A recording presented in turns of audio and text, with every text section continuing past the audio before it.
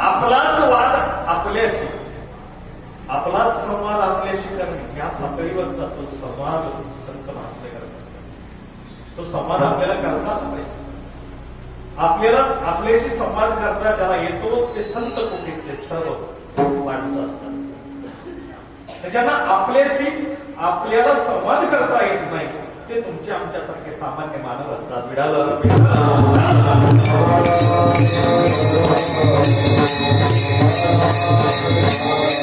माऊली ज्ञानोबराच्या अभंगामध्ये सांगतात की त्याचं तेज कसं आहे, त्याच्या निघाचं तेज कसं आहे, चंद्राचं तेज कसं आहे, शीतल आहे, सूर्याचं तेज प्रखर आहे. माऊली ज्ञानोबरांचा एक एक शब्द पृथ्वीपेक्षा मोठा या अभंगाला सगळ्यांच्या पाठातला अभंग आहे, पण इतका सुंदर अभंग आहे, इतका सुंदर अभंग आहे की हा अभंग ज्यावेळेस वाचतो आपण आणि त्या वाचण्याच्या भावावस्थेवर जातो, माऊली ज्ञानोबरांच्या पातळीवर जाण्याचा प्रयत्न करतो, त्यावेळेस माऊली ज्ञानोबरांचं अंतःकरण आपल्याला लक्षात येतं. अभंग ज्यावेळेस माऊली ज्ञानोबरांच्या मुखातून प्रकट झाला त्यावेळेस माऊली ज्ञानोबरांचं अंतःकरण काय असेल त्या अंतःकरणाची अनुभूती आपल्याला माऊली ज्ञानोबरांच्या या अभंगातील प्रत्येक शब्दातून येते. माऊली ज्ञानोबराय सांगतात कसा दिसला तो सूर्याच्या प्रखर तेजासारखा, तो अनंत रूपे अनंत विश्व देखील माहिती अशी माऊली ज्ञानोबरांचं आहे. पण आजच्या अभंगामध्ये माऊली ज्ञानोबरांना ज्या परब्रह्माची अनुभूती प्राप्त झाली, जे दिसलं ते प्रखर नाही. माऊली ज्ञानोबरायांच्या अंतःकरणाप्रमाणेच ते कोमल. माऊली ज्ञानोबरायांचं अंतःकरण शब्दातून प्रकट होतं. कधीही असं कठोर अंतःकरण दिसत नाही, कोमल मृदू सबाह्य नवनीत तैसे सज्जनाचे. माऊली ज्ञानोबरायांचं आईचं चित्त आहे, आईचं हृदय आहे, म्हणून तर आपण त्यांना माऊली म्हणतो. सगळे संत मंडळांमध्ये माऊली ज्ञानोबराय सर्वात प्रिय असलेले संत, सगळ्यांचे प्रिय. का प्रिय? खरं तर लहान आहेत, योगीनाथ महाराजांच्या पेक्षा लहान आहे, नामदेव यांच्या पेक्षा लहान आहे, गोरोबा काकांच्या पेक्षा लहान आहे, पण ते लहान आणि मोठेपणा संप्रदायामध्ये वयानुसार ठरत, अधिकारानुसार ठरतो, अंतःकरणानुसार ठरतो. माऊली ज्ञानोबरायांचं अंतःकरण असं आहे की सहज उद्गारातून सर्व संतांच्या मुखातून माऊली हा शब्द बाहेर पडला.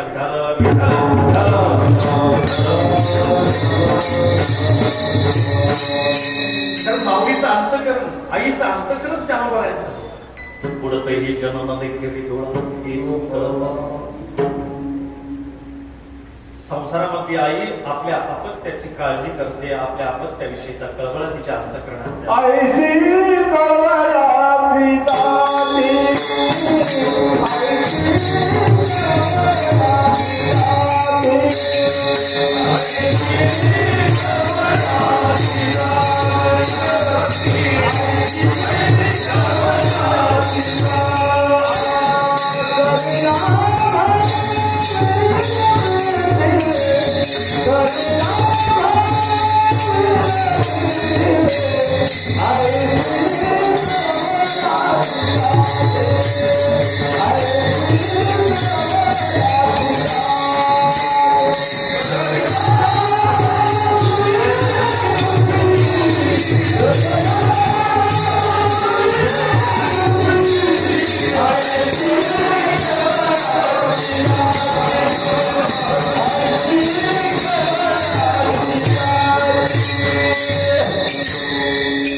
व्यवहारामध्ये आई जी आहे ती आपल्या अपत्यावर प्रेम करते हो, पण निस्वार्थी प्रेम. सगळ्यात आपण म्हणतो की आई आणि वडिलांचं, विशेषतः आईचं प्रेम हे निस्वार्थ प्रेम असतं म्हणतात, पण खरे का?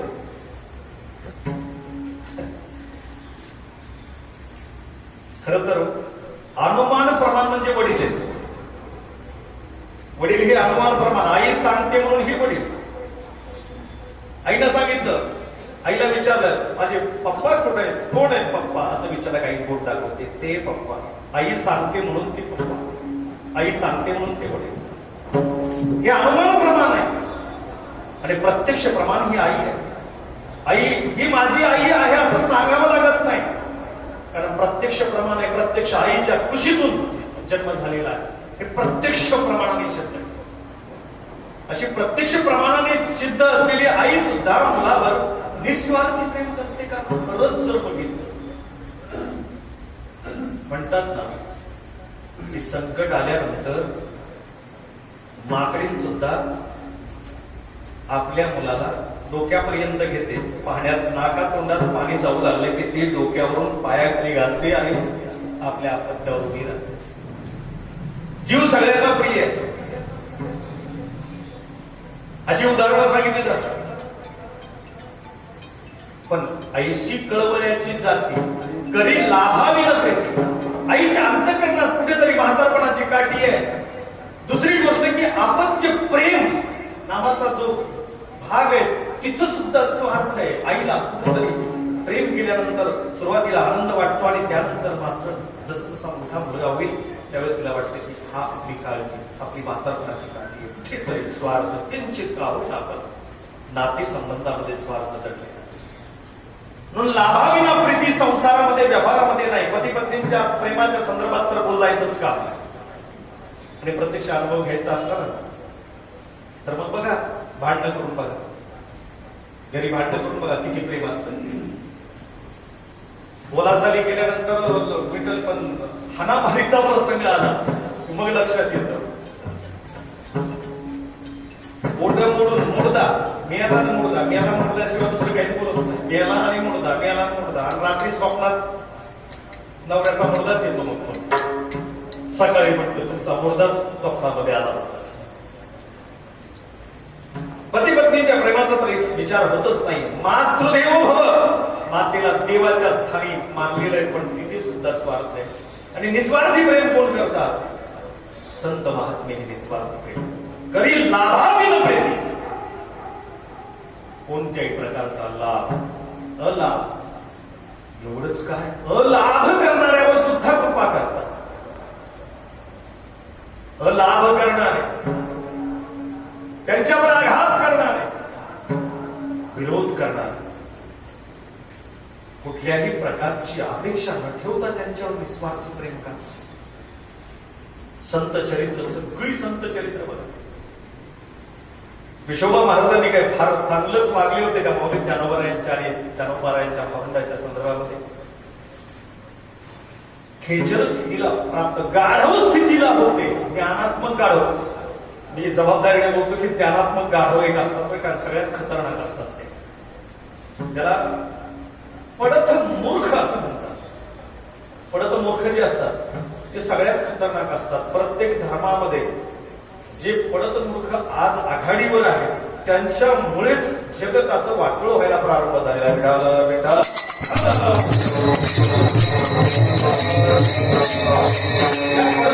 मूर्खांच्या पेक्षा साधे भोळे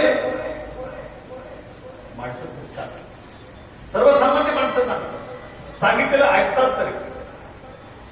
दीड शहाणपण पाजळत बसत नाही. याला तर काही येत नाही. अनुभूतीजन्य कुठलंच ज्ञान त्यांनी मुरवलेलं नाही, पण पांडित्य मात्र प्रदर्शन करतात. म्हणून मी विठोबा खेचरांना पडत मूर्ख असा शब्द सुरुवातीच्या कालखंडात वापरलाय. खरं तर क्षमा मागायला पाहिजे. बाबतीमध्ये जरी महान असले तरीही पडत मूर्ख होते हे शब्द जो वापरला मी तो जबाबदारीने वापरले. कारण अर्जुन वेद विद जरी झाला माते नेमता वाया गेला, कनव कनवनी सांगितला कोंडा तैसा. अरे कोंड्याला काही किंमत आहे का? मग ती जनावरला खाण्याची योग्यता त्याची कोंड्याची. कोंडा कशासाठी? जनावरला खाण्यासाठी. मग कोंड्यासारखं जीवन, ज्ञानात्मक जीवन जगून काय उपयोग आहे? भिजलेलं ज्ञान ज्याच्याजवळ नाही, ज्याच्या अंतःकरणामध्ये अपरोक्ष ज्ञानाची अनुभूती नाही. अपरोक्ष ज्ञान, परोक्ष ज्ञान आणि अपरोक्ष ज्ञान शास्त्रामध्ये दोन संकल्पना वापरल्या जातात. अपरोक्ष ज्ञान, परोक्ष ज्ञान म्हणजे पुस्तकी ज्ञान. कीर्तनकारणाचे ज्ञान असतं ना ते परोक्ष ज्ञान. पुस्तकी ज्ञान आहे. त्याला विचारलं, गप्पा मारतो, चांगल्या चांगल्या कीर्तनामध्ये गप्पा मारतो, असं वागावं तसं वागावं, हे करावं ते करावं, किती करतो? आई वडिलांची सेवा करावी, महाराज आपले आई वडील काय करतात? कोठ्यामध्ये जनावरांच्या कोठ्यामध्ये आहेत किंवा वृद्ध आश्रमामध्ये आहे. लोका सांगे ब्रह्मज्ञान आपण कोरडा भाषा देती घेती नरका जाती म्हणायचं. प्रचंड माया गोळा करायचं. कीर्तनामध्ये रडायचं. माऊली ज्ञानोबारांचं तुकोबारांचं चरित्र गाऊन आणि रडून रडून लोक बोलवायचे आणि माया गोळा करायचे. लाभाविना प्रीती कोण करू शकतो? लाभाविना प्रीती नाही. हे संत महात्मे आहेत. संत महात्मे कोण असतात? विसोबा खेचरांना ज्यावेळेस अपरोक्ष ज्ञानाची अनुभूती प्राप्त झाली त्यावेळेस ज्ञानोबारांची योग्यतेची झाली. नामदेवरायांचे गुरु झाले. एवढी मोठी योग्यता विसोबा खेचरांच्या मध्ये निर्माण झाली. करी लाभाविना. विरोधकांना आपलं बनवतात त्यांना संत म्हणतात. आपले बनवणे यात काही स्वारस्य नाही. जे विरोधक आहेत ना त्या विरोधकांना आपलं बनवण्याचा प्रयत्न केला पाहिजे. जो धर्म आणि जो संप्रदाय विरोधकांना आपलं बनवतो, आत्मीयतेने आपलं बनवतो, त्या धर्म आणि संप्रदायाचा प्रचार आणि त्याचा साधक वर्ग जगतामध्ये फैलावण्याची शक्यता असते. इस्कॉनचं उदाहरण घ्या किंवा परमपूज्य आठवले यांचे सनातन संस्थेची माणसं घ्या. त्याग आहे, प्रचंड त्याग. त्या माणसांचा त्याग आहे. निरपेक्ष भावाने सेवा करते ज्ञानी आहे दोन्ही परंपरेमध्ये. पण जगाला कमीत घेण्याचं सामर्थ्य त्यांच्यामध्ये निर्माण झालं. का? निरपेक्ष भावाने सेवा. दान दिलं नाही पाहिजे का? दिलं पाहिजे. ते घेत नाहीत का? घेतात का? पण घेतलेलं दान आपल्या संसारासाठी खर्च करायचं नाही. कोणी ज्याला सांपत्तिक स्थिती चांगली आहे त्याने, ज्यांची सांपत्तिक स्थिती नाही आणि संसारिक आहेत त्यांनी योग्य पद्धतीने घेतलंही पाहिजे. कारण संसार सांभाळायचा. मी त्याच्या विरोधामधला नाही. गायक आहेत, वादक आहेत, कीर्तनकार आहेत, त्यांनाही मुलं बाळ आहेत, संसार आहे. त्या संसारासाठी योग्य दिलं पाहिजे.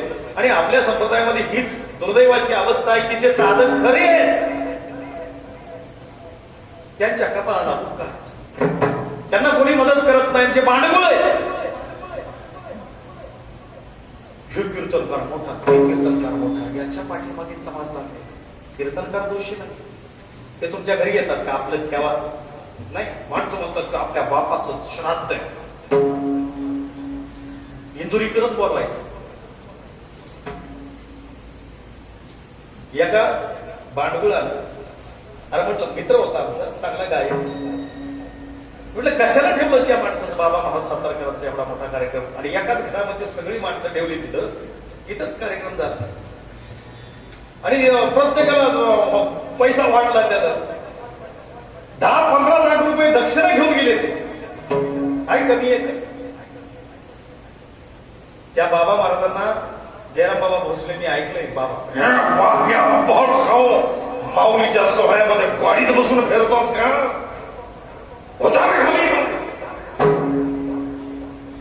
कोणाचा द्वेष करणं उचित नाही याच्यावर. पण आपण कुणाच्या पाठीमागे लागलो आहोत, काय करतो आहोत याचा विचार करण्याची गरज आहे. जगाच्या पाठीवर वारकऱ्याचं माऊली ज्ञानोबारांनी प्रस्थापित केलेलं तत्वज्ञानासारखं तत्वज्ञान कुठेच नाही. पण का मी जगाच्या पाठीवर पोहोचू शकत नाही? तर निरपेक्ष आणि त्याग असलेली आणि ज्ञानी मंडळी विशेषतः जे मालक म्हणवतात त्यांच्यावरती जबाबदारी आहे. गुरुजींची माझी चर्चा झाली होती. मोठे मोठे संस्थान गुरुजींचा अनुभव माहिती. माऊलीच्या सोहळ्याचे संस्थानिक असेल की तुकोबारायांच्या सोहळ्याचे प्रवर्तक संस्थानिक असेल, काय अवस्था आहे त्यांची? कशावर लक्ष आहे? दिंडी चालकांचं कशावर लक्ष आहे?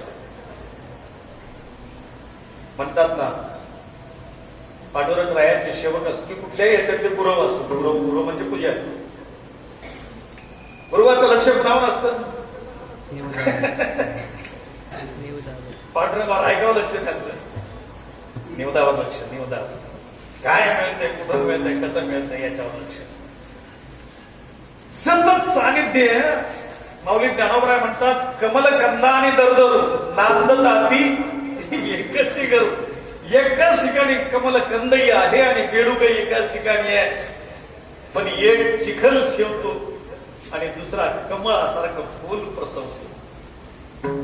गाईच्या कासेला कोचडही आहे आणि तिथेच तिचं वत्सही आहे. गाईच्या वत्साला दूध मिळतं, पण केचडाला रक्तामध्येच आनंद वाटायला लागतो. अशीच जर साधक संप्रदायामध्ये निर्माण झाले, रक्तामध्येच आनंद मानणारे, काय लागतो, किती पैसा लागतो, तुम्ही ज्ञान, आपण सांगतो लोकांना ज्ञान, आणि किती माया जमवावी, किती काय करावं याचा विचार केला पाहिजे. म्हणून आघाडीच्या माणसांना, नेतृत्व करणाऱ्या माणसांना चूक करता येत नाही. माऊली, तुम्ही घेता घरातले कुटुंब प्रमुख आहात, तुम्हीच जर मोठी चूक केली तर घराचं कसं होईल? वाटोळ होत वाटोळ होतंय. घरच्या करत्या माणसानं चूक केली, आंबेजोगाईच्या नगराध्यक्षानं चूक केली की आंबेजोगाई बेचिराळी झाली म्हणायचं, गाढवाचा नांगर फिरला म्हणायचं. वडिलांना चूक करता येतच नाही. घराचा कुटुंब प्रमुख असेल, देशाचा नायक असेल, नरेंद्र मोदींसारखे नायक चूक नाही करताय. तुमच्या माझ्या सुदैवाने त्यांच्यासारखा महानायक आपल्याला लाभलेला आहे. जग कुठं चाललंय लक्षात घ्या. आपल्या डोक्यावर बॉम्ब असे दिसत आहेत, बॉम्ब आपल्या डोक्यावर. कशाचा परिणाम? शांतता भंग कशामुळे झाली? युगायुगानंतर सात्विकतेचा ऱ्हास होतो, रजगुणाचाही ऱ्हास होतो आणि तमगुणाची वाढ होते. प्रत्येक स्त्री पुरुषांमध्ये तमगुणाची वाढ निर्माण होते.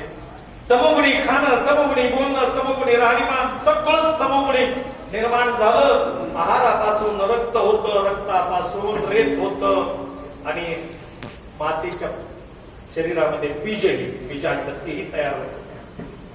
जसं आहार विहार विचार त्याचा शरीरावर परिणाम होतो आणि मग तसेच तमोगुणी आहार विहार असल्यामुळे तमोगुणीच बीज तयार होतो आणि तमोगुणी बीज बेश्रमाचं रोग जर लावलं तर काय येईल?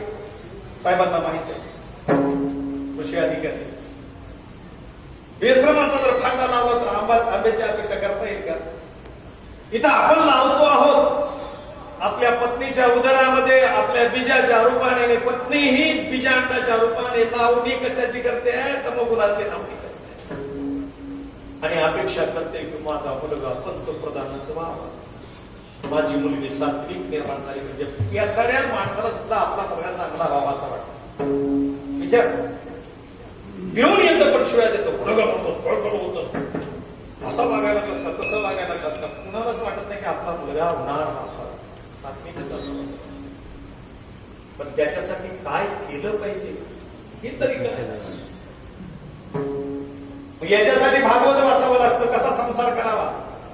भाऊ, नाथबाबांचं भागवत वाचायचं नाही, भागवतामध्ये सांगितलेलं आहे कसा संसार करा. पती पत्नीने, म्हाताऱ्या तुम्हाला गरज नाही, आता ज्याचं लग्न झालेलं आहे त्याच्यासाठी त्यांनी भागवत वाचा आणि भागवत वाचल्यानंतर त्याच्याप्रमाणे आचरण करा. तुम्हाला पाहिजे तशी मुलगी आणि पाहिजे तसा मुलगा जन्माला येईल, त्या नियमाप्रमाणे वर्तन करा. पती पत्नी दोघं. तुम्ही म्हणाल की मला अमेरिकेचा राष्ट्राध्यक्ष मुलगा माझा झाला पाहिजे, 100% होईल, पण त्या नियमांचं पालन करून तशा पद्धतीने तुमचं वर्तन झालं पाहिजे. आमच्यामध्ये सगळ्या जगामध्ये तमोगुणाचा आविर्भाव झाला म्हणून महाभयानक अशा पद्धतीचे नायकही आपल्यातून तमोगुणाचा चरमाविष्कार असलेले नायक राष्ट्राध्यक्ष होतात आणि मग जगाचा विध्वंस करायला तयार.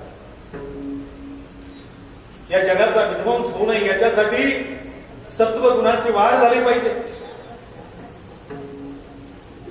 कशाचा सत्वगुण राहिलेला आहे?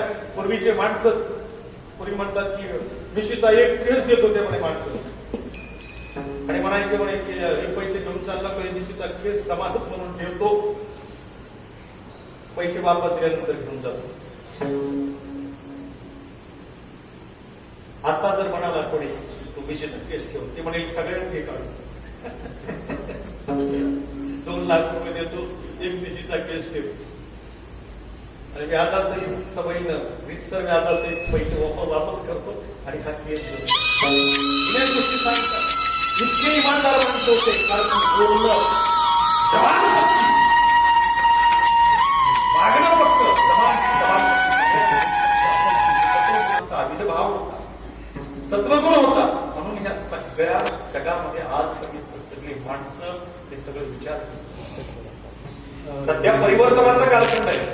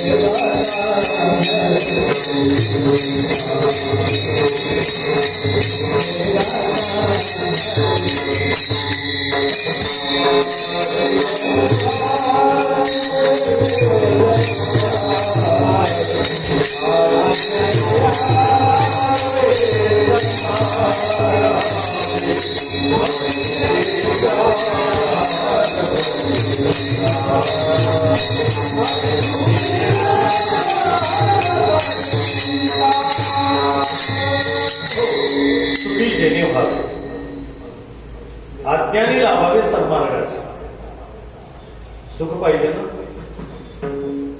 जग निवलं पाहिजे जगामध्ये शांतता निवणे म्हणजे शांत उकळणे म्हणजे उकळ्या पडणे गरम व्हायचं नाही शांत व्हायचं शांती पडते नाही सुखीर अवघ्याची म्हणून सात्विकतेची वाढ झाली पाहिजे आणि सात्विकतेची वाढ व्हायची असेल तर संतांची संगती महत्वाची संतांची संगती जर आपल्याला कळालेच नाही संत तर काय करावं नाही संत कळाले नाही काय करावं आपण पिकून बसण्याचा प्रयत्न करायचा पिकून बसायचं संत आपोआप भेटतो आंबा जसा पिकून बसतो फळ जसं पिकून बसतो तसं पिकून बसायचं संत तुमच्या सोबत आहे गाथेच्या रूपाने तुकोबार आहे सोबत आहेत नामदेव आहे सोबत आहेत पावली त्यारोबर आहे गाथेच्या रूपाने ज्ञानेश्वरीच्या रूपाने तुमच्या सोबत आहे शरीर भेटे नाही निश्चित भेटतं शरीर संतांचं शरीर भेटायचं का इच्छा जर असेल तर शरीरही भेटेल आज त्यासाठी 42 दिवस ध्यास घ्यावा लागतो नळबराने जसा ध्यास घेतला 42 दिवस उपवास करून ध्यास घेतला तसा ध्यास घेतल्यानंतर जो पाहिजे तो संत त्यात विशेष करून तुकोबारा लवकर भेटतात कारण समाधी नाहीये सदेह वैकुंठ गमन आई साहेब मुक्ताई लवकर भेटतात सदेह वैकुंठ गमन आई साहेब लाडाई लवकर भेटतात पावली त्यारोबरांच्या अगोदर सदेह वैकुंठ गमन मीराबाई लवकर भेटतात सदेह वैकुंठ गमन लवकर भेटतात आणि त्याच्यापेक्षा जास्त लवकर भेटत असेल तर महादेव त्याच्याही पेक्षा लवकर भेटायचं असं तर चमत्कार बघायचं असेल तर दत्तात्रयाची उपासना करा सगळी एकाचीच आहे एकाच देवाची भिन्न भिन्न अशा पद्धतीचे सगुणात्मक रूप आहे सात्विकतेचा वाढ झाली पाहिजे आणि यासाठी मग परमार्थाच्या कासेला लागलं पाहिजे परमार्थाच्या कासेला लागलं पाहिजे ज्यांना ज्ञानेश्वरी वाचता येत नाही त्यांनी काय करावं काही म्हणतील आम्हाला वाचताच येत नाही ज्ञानेश्वरी आमचं वय झालंय 70 वर्ष 80 वर्ष 92 वर्ष काल भेटले होते जवळपास 92 वर्ष वय माझं आहे आमच्या राज्यासाठी मोतीराम महाराजांच्या गावचे बाबा त्यांनी काय करावं सोनेला भांडत बसायचं भाकरच देईल अमुकच देईल तमुकच देईल म्हातारपणाला काय करावं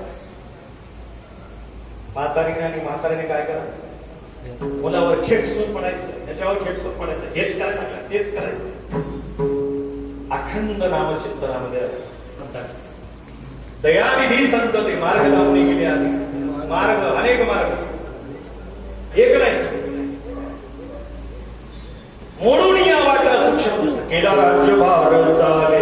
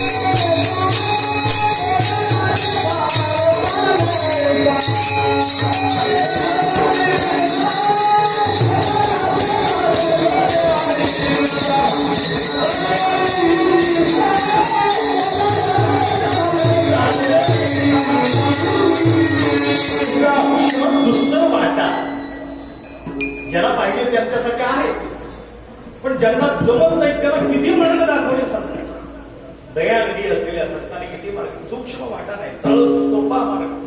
रामानंद स्वामी द्वैत मताचे होते, पण त्यांनी वारकऱ्यांच्या प्रमाणे मोठ्याने रामकृष्ण हरी हा मंत्र उच्चारला. त्यांच्या गुरु परंपरेमध्ये नव्हता, उडा मंत्र नव्हता, गुप्त मंत्र होता. लोकांच्यासाठी मोठ्या बंगल्यात उघडा मंत्र आहे, सोपा मंत्र आहे. याचं चिंतन करायचे आखण. नामचिंतनासारखी साधना दुसरी साधनाच नाही. सगळ्या साधना, सर्व साधनाचे साधन भव सिंधू तरी पा, असं नाम साधन ही सर्वश्रेष्ठ साधन. आणि त्या साधनेचा परिणाम काय होत होतं? माऊली ज्ञानोबरायांची योग्यता प्राप्त होते. किती मोठी योग्यता आहे. ज्ञानियाचा शिरोमणी वंद्य जो का पूज्यस्थानी, चिंतकाचा चिंतामणी ज्ञानोबा योग्यांची माऊली. साधकाचा माय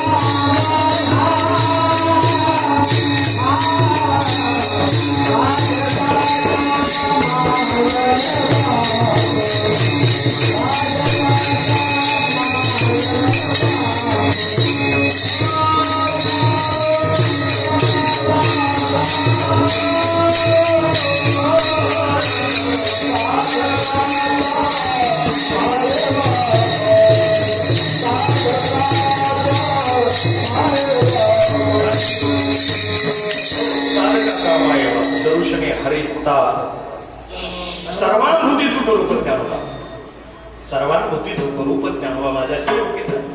सर्व क्षेत्रामध्ये बघा ज्ञानोबरांसारखी योग्यता म्हणजे पायाचे सर्व योग्यतेचा पाया. आणि असे ज्ञानोबा त्या परमात्म्याच्या संदर्भामध्ये बोलतात. त्याचं तेज कसं आहे, किती तेज आहे. सूर्यासारखं प्रखर तेज नाही तर शीतळ तेज. कसं शीतळ आहे? चंद्रासारखं शीतळ. एका चंद्रासारखं नाही म्हणा, कोटी चंद्रासारखं तेज त्याच्या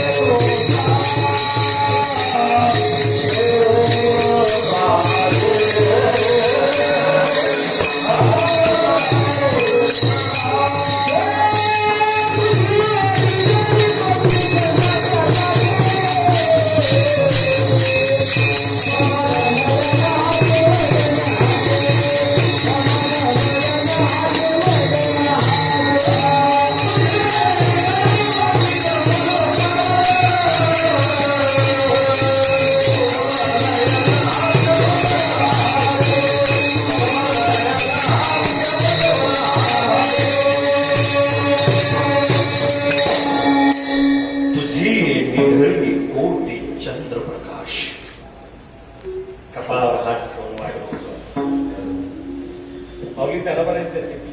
कधी वाट बघतो माणूस? सासूरपासून जशी आपल्या माहेराची वाट बघते त्या पद्धतीने कधी येते कधी येते. जुन्यावर काय आताच्या नाही. लग्नामध्ये लग्न लागलं आणि सुरू झालं जायला तिकडे गावाकडे पतीसोबत आई रडायला लागते आणि ही मात्र हसतच राहते. रडायला लागत आई तीच डोळे पुसते आईचे. काही काळजी करू नको येते. तिला काही वाटत नाही आजकालच्या मुलीला. शिकल्या सवरले. एक काळ असा होता की विरह सहन होता. बालवयामध्ये लग्न असायचे त्या काळामध्ये. त्यामुळे तो परिणाम आहे. आणि तिची वाट बघायची. आणि जाचामध्ये उभगले सासरी आता मला. सासरमध्ये जर शहर असेल तर माहेर असेल. उभगले सासरी आता मला माहेराची तोडा एवढा जाच पडते पायात तुमच्या हो. त्या सासूरवासनीच्या रूपकामध्ये संत बोलतात सगळ्या विरहिण्याच्या माऊली ज्ञानोबारांच्या असो तुकोबारांच्या असो या अशा जाचा त्या सासूरवासनीच्या भाषेमध्ये बोलतात. निढळावर हात ठेवून वाट बघतात. अंतःकरणामध्ये हुरहुर आहे. नाटाचे अभंग तुकोबारांचे बघितले ते अर्धे अभंग तुकोबारांचे परमात्म्याच्या रूपाचं वर्णन करणारे. अर्धे अभंग अपराधीपणाचे भाव प्रकट करणारे.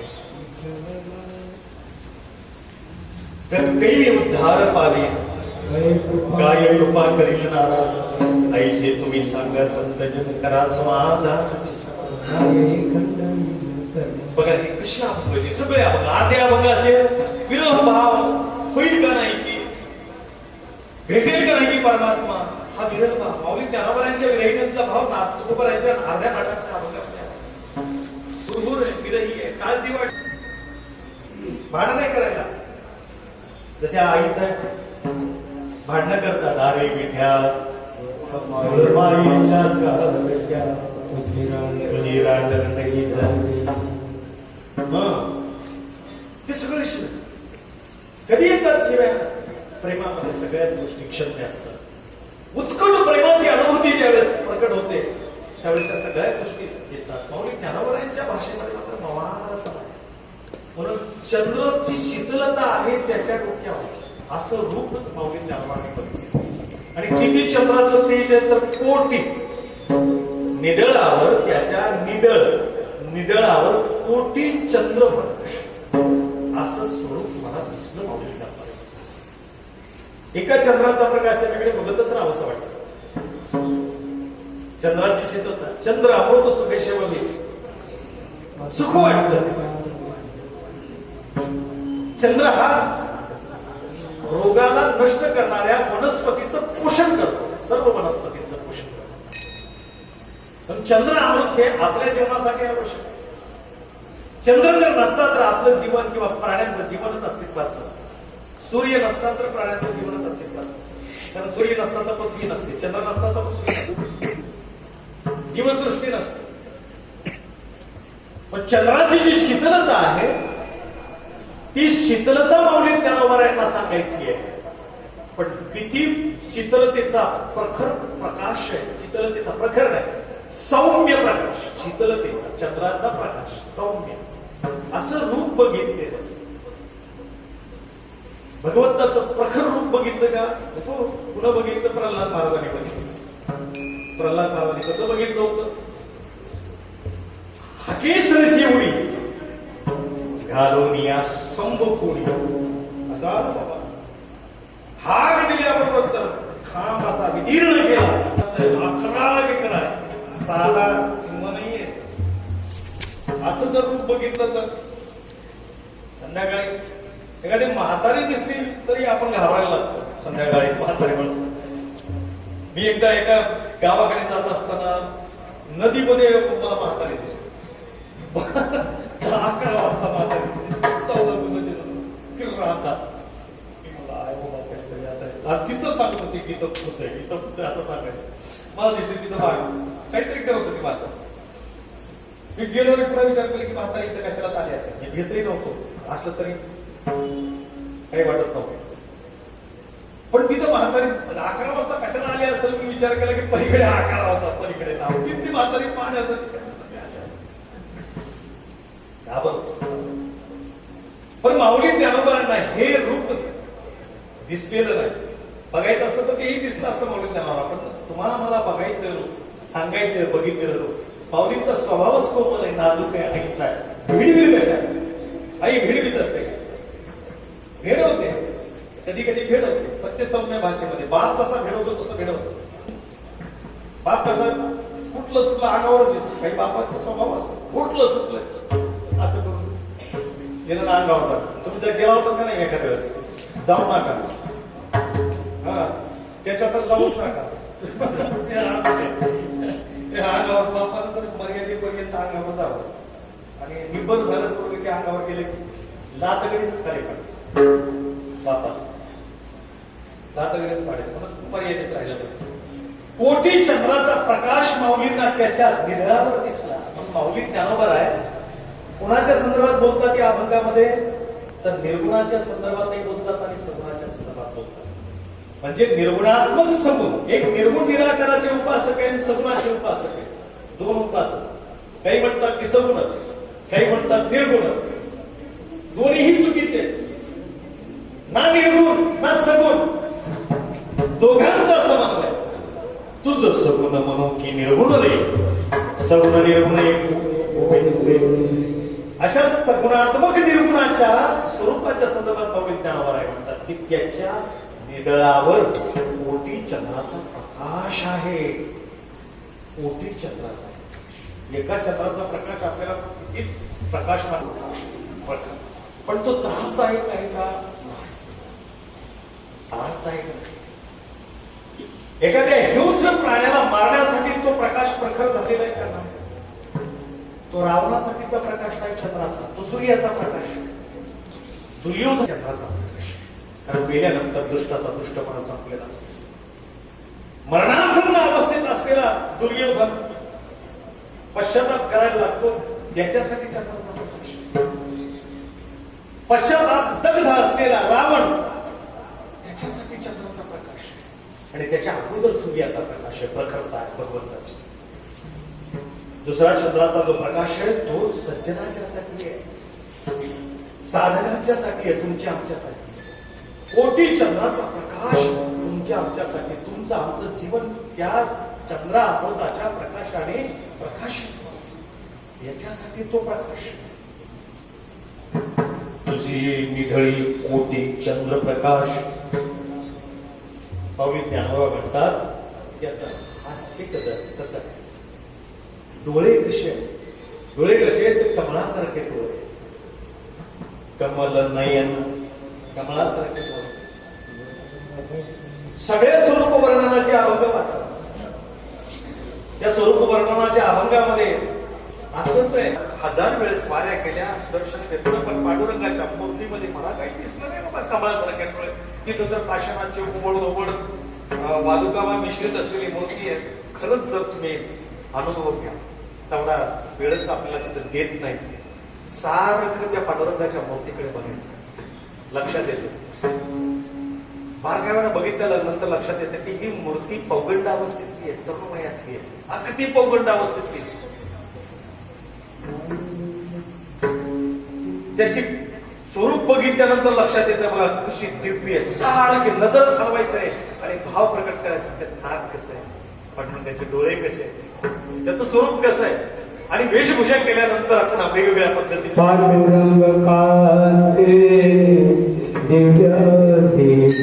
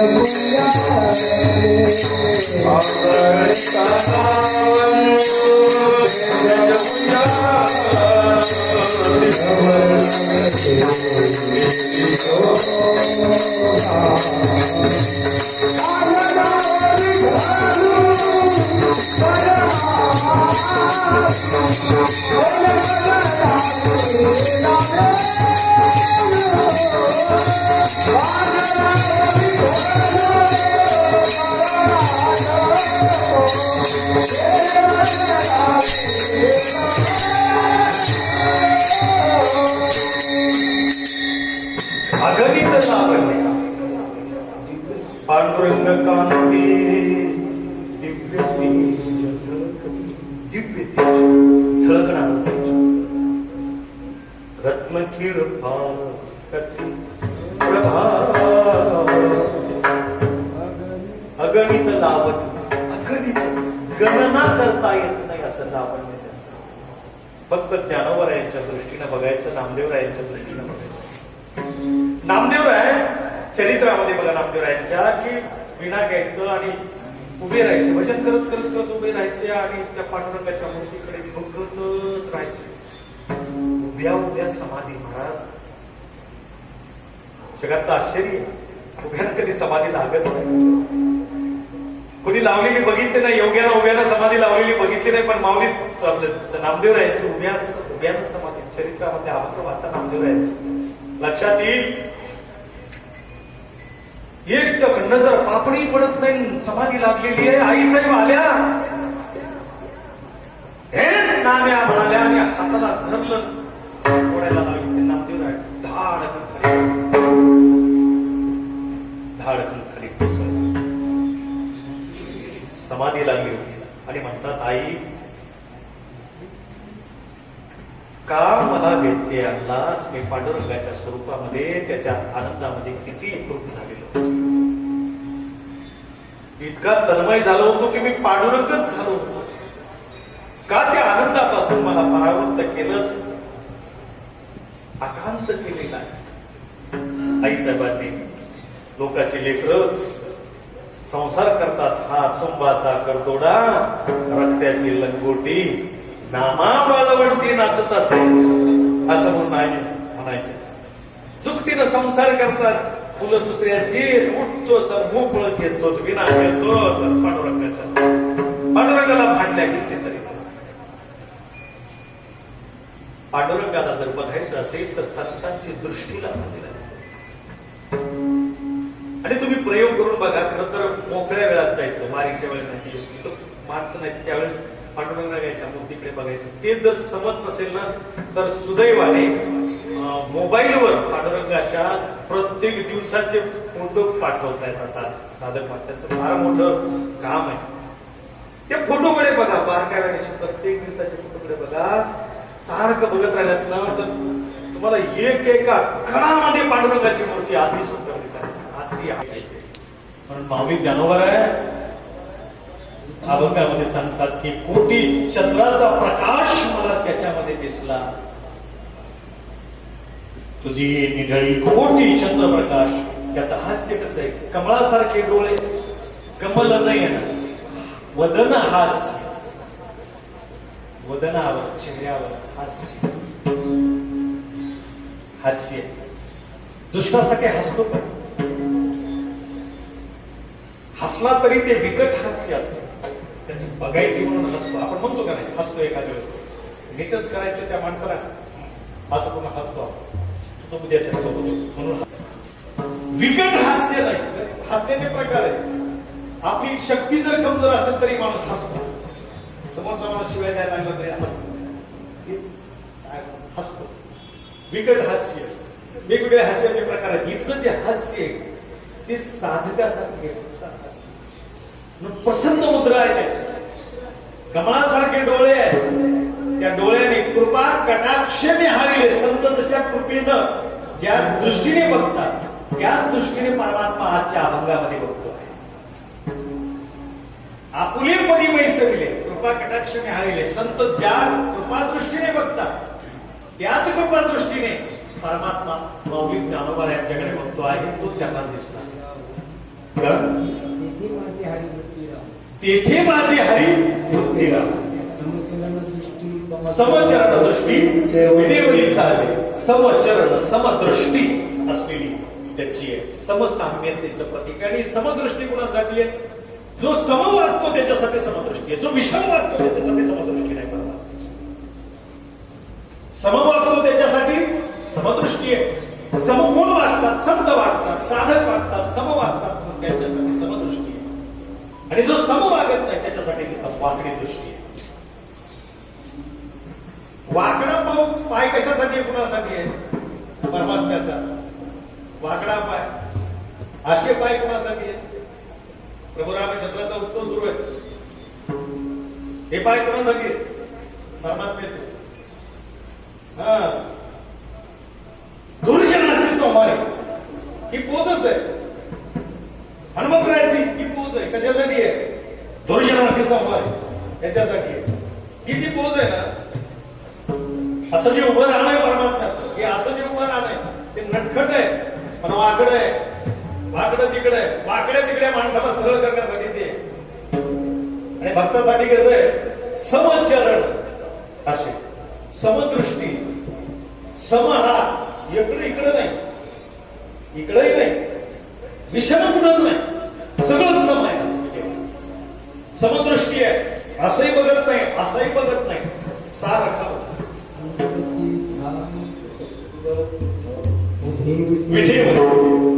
करगटावरी सुंदर ते ध्यान शोभेश महासने प्रत्यक्ष चक्रपाणी उद्धार. असा उद्धार समसाठी, विषमासाठी नाही, सम वागणारी जी आहे त्याच्यासाठी. म्हणून त्याची दृष्टी जी आहे ती त्या दृष्टीला कमळाची उपमा दिली. कमल नाही आहे त्याची, कमळासारखे. आकारही कमळाचा सुंदर आहे. परंतु भाजप नावाच्या पक्षाने कमळ घेतले. आकारही सुंदर आहे. परमात्म्याच्या पाकळ्या आहेत त्याच्यात. परमात्म्याच्या साठी धडपडणारी माणसं देशामध्ये, म्हणून कमळ घेतले. कमल नाहीये ना. हास्य कसं आहे? वदनावर हास्य. हसतो कुणासाठी? भक्तासाठी. जो जो त्याच्या जवळ येईल त्याच्यासाठी. कमल नाही ना. हास्य वदन, हास्य, हास्य वदन, हसे. हसायला लागलेला. कुणासाठी मला हसायला लागलेला? हसतो परमात्मा भक्तांच्यासाठी. भक्ताला आनंद देण्यासाठी हसतो. कमल नाही ना. वदन हासे. हास्य वदन आहे त्याचं. आणि मग अशा कृष्णाचं स्वरूप बघितल्यानंतर माऊली ज्ञानोबा म्हणतात, हे परमात्म्या, तू असा विटेवर सम उभा आहे, शांत उभा आहे. थोडासा हाल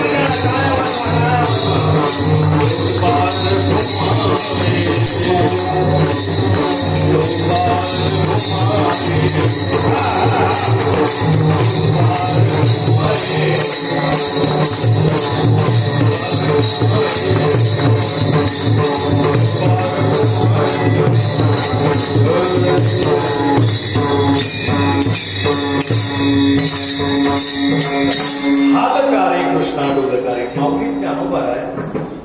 कोणत्या वाणीमध्ये बोलतात आजच्या अभंगामधून? वाणीचे प्रकार आहेत परा, पश्चंती, मध्यमा, वैखरी. वैखरी वाणीत माऊली ज्ञानोबा आहे बोलत नाही. परा वाणीत बोलत नाही, पश्चंती वाणीमध्ये बोलत नाही. वैखरी वाणीमध्ये माऊली ज्ञानोबा यांचा संवाद आहे परमात्म्याशी. आणि वैखरी वाणीमधला संवाद सामर्थ्य असल्याशिवाय परावाणीमधून प्रकट होत नाही. तेवढ्या ताकदीत परावाणीमधला जो बोलणं आहे ते बोलणं पोपटपंची अशा पद्धतीचं हे तोवर कुणालाच व्यक्त करता येत नाही. माऊली ज्ञानोबा यांना सहज समाधी लागत होती. सहज पांडुरंगाच्या स्वरूपामध्ये एक होता येत होतं आणि त्या स्वरूपातून अनेक द्वैतात येत आहे सहज. म्हणून माऊली ज्ञानोबा आहेत महाविष्णूचा अवतारच असल्यामुळे त्यांना ते शक्य झाले. परावाणीचं हलकारे कृष्णा, हे कृष्णा. हाल म्हणजे काय? क्रियशील. कशासाठी क्रियशील करायचं? परमात्मा स्वतःहून क्रियशील होत नाही बरं का. निर्गुण निराकार ब्रह्म सगुण साकार स्वतःहून होत नाही. त्याला साकार करावं लागतं. म्हणून सगळे सगुण अवतार हे संतांनी निर्माण केलेले अवतार आहे. संतांनी सांगितलं की बाबा तुला यावं लागतंय. आताच्या वेगळी परिस्थिती गेलेली. यदा यदा धर्मस्य ग्लानिर्भवति भारत अभ्युत्थानम् धर्मस्य तदात्मानं पूजयाम्यहम् परित्राणाय साधूनां विनाशाय च दुष्कृतां धर्म संस्थापनार्थाय संभवामि. त्याला सांगा ते म्हणतात भगवान म्हणतात की युगायुगाला अवतार घेतो पण स्वतःहून घेत नाही. भगवान हा परतंत्र आहे अवतार घेण्याच्या पातळीवर. हा केसरी शिवडी घालून असतो हाक मागे म्हणून आला असा येत नाही तो. त्याला काही देणं गेलं नाही जगाचं काय व्हायचं ते होईल. पण संतांना मात्र ऐशी कळवळ्याची जाती करीला मागणी असल्यामुळे पुढे तो ये जन्म देखावे डोळा येतो कळवळा म्हणून या मूर्खांचं म्हणतात की बाबा हा आमच्या हाताच्या बाहेर चाललाय. व्यवस्थित गडीपास बसवून दे मग आमचे आम्ही संसार करतो, संसार सफळ करतो. आणि मग माऊली करावं आजी संसार सफळ झाला की निर्गुण निराकार परमात्मा क्रियशील आहे नाही असा नाही. तुमच्या आमच्या रूपाने सर्व जगत जीवसृष्टीच्या रूपाने क्रियशील आहे. अणु रेणूच्या रूपाने क्रियशील आहे. प्रत्येक अणु हा स्पर्धा माहित आहे. अणु मधली सगळी केंद्र सारखी फिरत असतात. कुठलाही कण घ्या त्याच्यामध्ये जे इलेक्ट्रॉन्स प्रोटॉन्स न्यूट्रॉन्स ते सारखे फिरत असतात. क्रियशीलता ही परमात्म्याची क्रियशीलता या रूपाने सगळीकडे क्रियशील आहे. पण विशेष क्रियशील परमात्मा मनुष्य देहामध्ये क्रियशील. विशेषत्वाने मनुष्य देहामध्ये परमात्मा क्रियशील आहे. कारण देव होऊ म्हणती ते होती फक्त माणसंच. देव होऊ म्हणती ते होती कुत्री नाही, मांजर नाही, रेडा नाही. फक्त ज्ञानोबाची कृपा झाल्यानंतरच रेडा. नाहीतर देव होऊ म्हणती ते होती कोण? फक्त माणसंच. तरी का चित्तीनं धरावे असा परमात्मा स्वरूप आपल्याला होण्यासाठी नरदेह लाभलेला आहे. आणि हा नरदेह लाभला तो साधनेसाठी आहे. म्हणून परमात्म्याला ये म्हणतात, हाल म्हणतात. या जगाचं व्यवस्थित विस्कटलेली जी घडी आहे ती व्यवस्थित करण्यासाठी हालकारे कृष्णा बोलकारे. आणि मग म्हणतात की बोल घडीये घडीये तुझ मला बोल बोलकारे. हा एक अर्थ. आणि दुसरा अर्थ माऊली त्याला म्हणतात की तू हल्ल्याशिवाय बोलल्याशिवाय निरोगाचा अर्थ काहीच नाही. ज्यावेळेस परमात्मा सगुण होतो त्यावेळेस त्याच्याशी हल्लं चालणं ह्या गोष्टी दिसतात, त्याच्याशी संवाद होतो. आणि माऊली त्याला वाटतं की त्याच्याशी हितगुज करायची, बोलायचं, त्याला बघायचं, त्याचं रूप बघायचं, त्याच्यासोबत चालायचं, फिरायचं, त्याच्यासोबत संवाद करायचा, त्याच्यासोबत जेवायचं, त्याच्यासोबत भांडणही करायची, हितगुज करायचं त्याच्यासोबत. मग हितगुज जर त्याच्यासोबत करायचं असेल तर निराकराच्या पातळीवर हितगुज होत नाही. आणि झालं तरी ते आपुलाची वाद आपुलाशी मनाचा संवाद मनाशी चाललेला असतो तिथे. म्हणून तिथे मजा नाही. मजा कुठे? अद्वैताचं शिखर गाठल्यानंतर ते शिखर गाठून पुन्हा द्वैतात यायचे आणि परमात्म्याला म्हणायचे की तू सगुण होता आणि मीही तू देव, मी भक्त तू देव ऐसे कर. हा आनंद घ्यायचा आहे. हालकारे कृष्णा डोलकारे घडीये घडीये कुज बोलकारे कुज मला. अर्जुनाला जसं कुज सांगितलं, उद्धवाला जसं कुज सांगितलं, किती जवळची होती व कुणाला सांगितलं का त्यांनी? कुणालाच नाही. 16,108 बायका एकीलाही नाही सांगितलं. आपल्या प्रदेशातले आई साहेब आपण करतो त्याच्या सासरवाडीचे भगवान श्रीकृष्णाच्या सासरवाडीचे लोक आहोत. महाराष्ट्रात त्याचे पहिलं लग्न आहे, प्रेमविवाह आहे पहिला. बद्दच प्रेम असतं म्हणजे प्रेमविवाह त्या माणसाचं. पण काही दिवस कुणाला सांगितलं नाही. माऊली ज्ञानोबा म्हणतात माझ्याशी बोला म्हणजे सगुण हो, सगुण होऊन मला बोल, हितगुज कर, मला शिकव, माझ्यावर रागव, काही कोणतीही गोष्ट तुझी प्रियच आहे. हालकारे कृष्णा डोलकारे घडीये घडी दुरुक्ती केली. 2 वेळेस म्हटलेलं. जे तीव्रता कशी आहे माऊली ज्ञानोबाच्या शब्दामध्ये. घडीये घडीये गुज गुज बोल, मनात गुज सांग तुझ्या मनात. कुणाला गुज सांगतो मनातलं माणूस? आपलं जे असेल अत्यंत जवळच असेल त्या माणसाला आपलं गुज सांग. घडीये घडीये गुज बोल काय सतत बोल माझ्या सारखं बोलत असतं. आणि मग परमात्मा ज्ञानोबराच्या मागणीला मान्यता देतो आणि हाताने पालव उभा राहिला.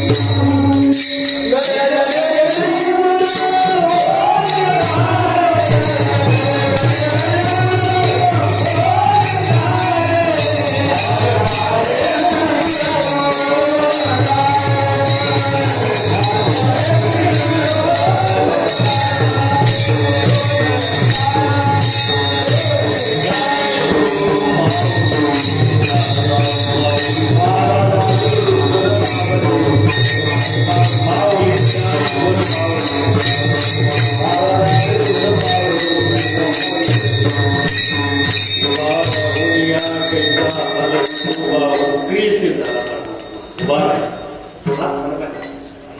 सगुण रूपामध्ये आला माऊलीशी गुज बोलायला आला आणि बाप रखुमा देवीवरून विठ्ठलू नाव दोन अर्थ निघतात बाप रखुमा देवीवरून विठ्ठलू नाव विठ्ठल तर नाही ना अशी शंका घेतात फार खेळकर भूमीचा समन्वय त्या शब्दकळेमध्ये दिसतो बाप रखुमा देवीवरून